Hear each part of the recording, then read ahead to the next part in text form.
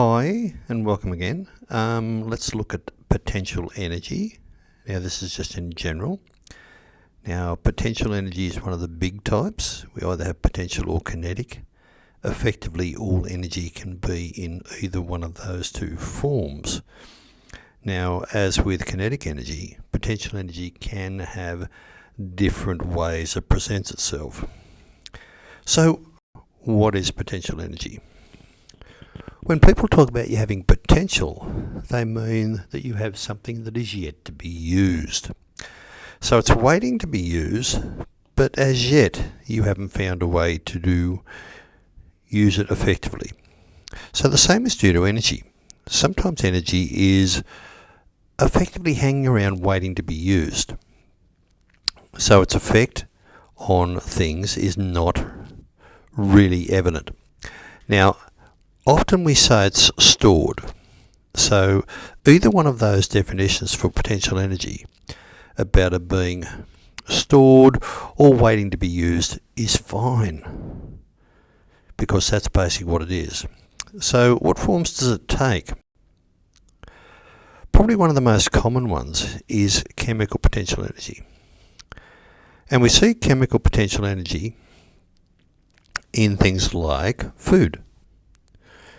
So a lemon has chemicals in it, right? And if we use those, then we can, if we absorb the energy in this by taking food into our bodies, then we can use this energy to do our motion, to keep our body moving around, to restore our body to its natural forms, and to repair it. So all these things are fine. Another common type, and we use this quite a bit, is what's called elastic potential energy.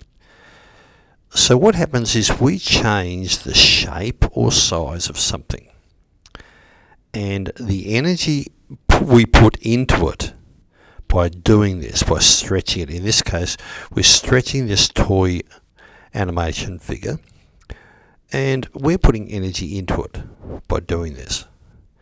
Now, as soon as we let go, that energy will come back out because it will try to revert back to its original shape.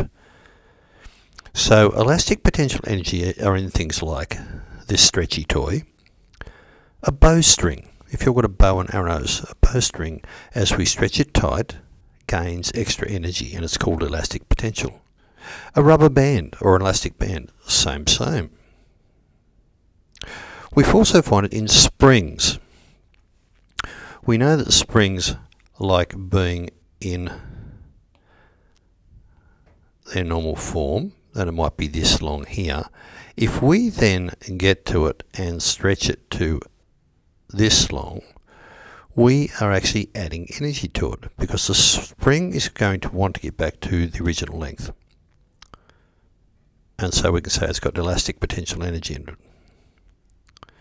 Now you can also have springs that actually work in a circular motion, and they used to use those in things like alarm clocks in the old days. Right, the last type that we're going to look at anyway is called gravitational potential energy, and this has energy due to its height above the ground.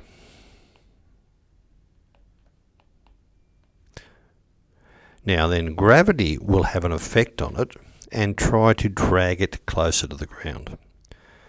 And we can see from this skydiver, skydiving works effectively by having a gravitational effect on the body and pulling it towards the earth. And then of course when we open up the parachute, we then let other forces try to stop it, but the gravitational potential energy inside of us will still allow us to fall. Now we keep the gravitational energy until we're at ground level. And we saw in our earlier calculations how in this falling person the gravitational energy is used to be changed into kinetic energy. Right, so the energy of motion. And eventually all the gravitational energy of the skydiver will be changed into the kinetic energy. Alright, more later.